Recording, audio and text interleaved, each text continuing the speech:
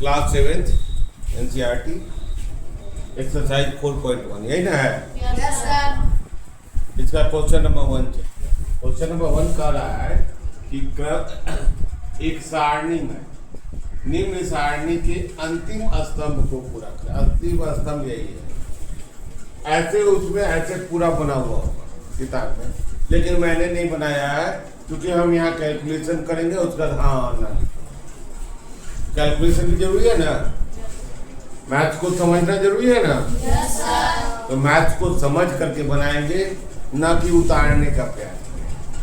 ठीक है, तो आइए हम लोग क्वेश्चन नंबर 1 चलते हैं। देखिए यहाँ 4 भाग बना हुआ। पहला भाग है क्रम संख्या। क्रम संख्या क्या होता है कि जितना क्रम मतलब 1 2 3 4 5 सब क्वेश्चन का नंबर। समीकरण है, समीकरण का 2 भाग होता है। एक भाग बायां पक्ष होता है, एक भाग दायां पक्ष होता है। यह बायां पक्ष है इधर का, बराबर के पहले का बाईं ओर का, बराबर के बाईं ओर का बायां पक्ष, बायां हाथ है ना, बायां पक्ष, और बराबर के दाईं ओर का दायां पक्ष। इसमें देखिए एक्स वाई जेड के रूप में जितने होते हैं वह चर पद होते हैं। क्या होते हैं? चर पद। इसको इंग्लिश में वेरिएबल कहते हैं। चर पद को क्या कहते हैं? वेरिएबल।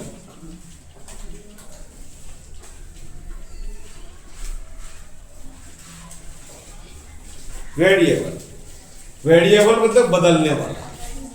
उसका मान 2 भी हो सकता है, 5 भी हो सकता है, 10 भी हो सकता है। जैसे एक ही इक्वेशन है x + 3, तीनों में है ना, लेकिन मान अलग अलग दिया गया। अब देखिए किसको संतुष्ट करता है। उसका कह रहा है कि बताइए कि समीकरण संतुष्ट होता है या नहीं। संतुष्ट कब होगा? जब LHS और RHS दोनों बराबर होगा। जब LHS और RHS दोनों बराबर होगा, यानी कि बायां पक्ष और दायां पक्ष बराबर होगा, तो वह संतुष्ट होगा।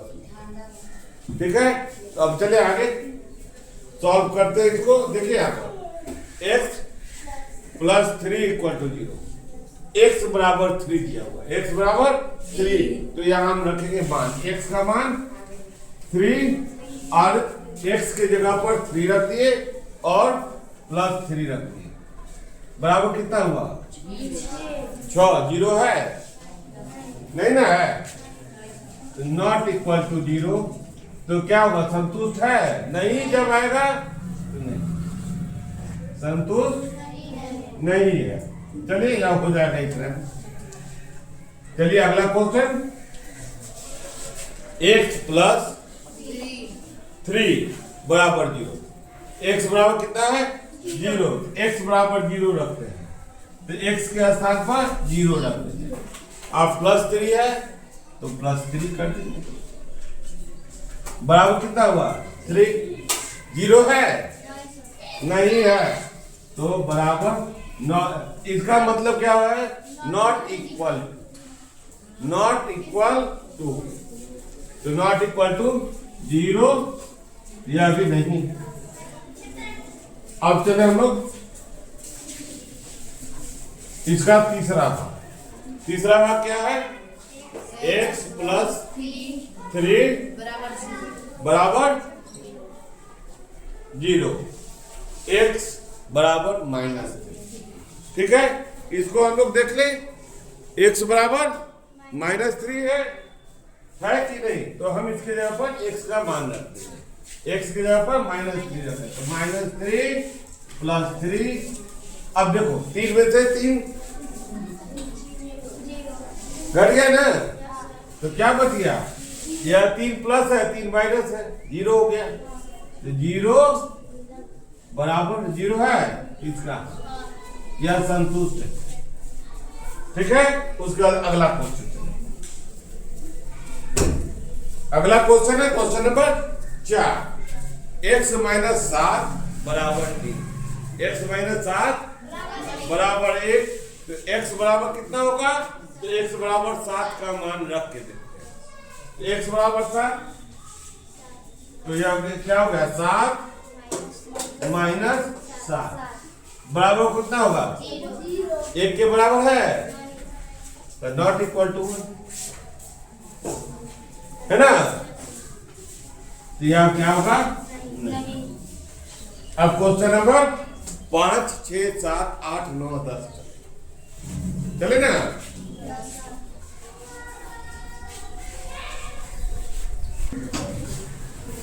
आप चले क्वेश्चन नंबर 5।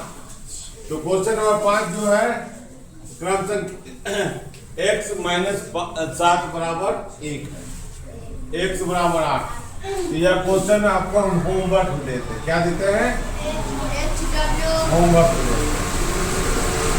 इसके अगले क्वेश्चन को बोलेंगे।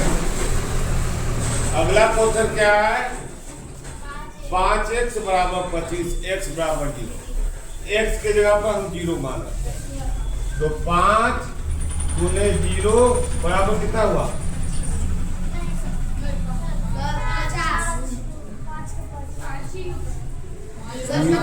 0 से किसी भी अंक को गुना करते हैं तो 0 होता है। कितना भूल गए तो तुम लोग? Not equal to 25।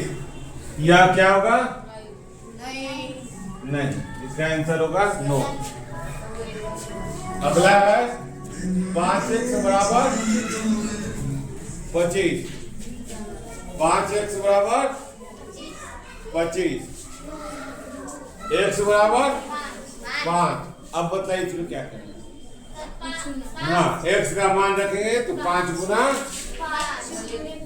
25 बराबर 25 बराबर 25। यही ना है या एलएचएस हो गया? सही है। दिया हाँ, नॉट इक्वल टू लगा दिए। सही है, गुड। चलिए अगला देखें या होमवर्क देखें। होमवर्क चाहिए ना आपको?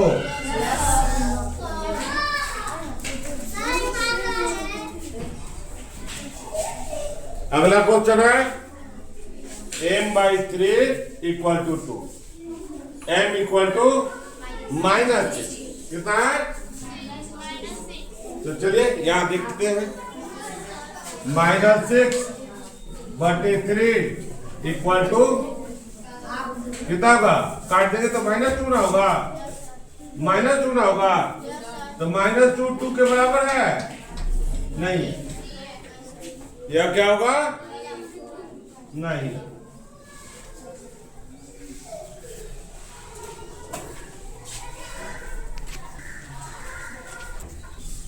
चलो अगला क्वेश्चन है m/3 बराबर 2। तो हम 0 को m की जगह पर क्या करेंगे? 0। m बराबर 0 है ना। 0 को 2 से भाग दे तो कितना होगा? 0। यह बराबर होगा 2 के? नहीं। तो यह क्या होगा? नहीं आंसर होगा। 3 है तो चलो 3 से भाग दे तो भी 0 आएगा। ठीक। अब यह है m/3 इक्वल टू 2। तो m कितना है? 6 को 3 से भाग दे तो कितना आएगा? 2 बराबर 2। और 2 बराबर है ना, नॉट इक्वल टू लिख दिए 2। यस होगा। तो तुम्हारा क्वेश्चन नंबर 1 सॉल्व हो गया। 2 को होमवर्क दे दिए, इसको जरूर सॉल्व कर लीजिए। चल तो मारिएगा, छोटा सा तो बचा है।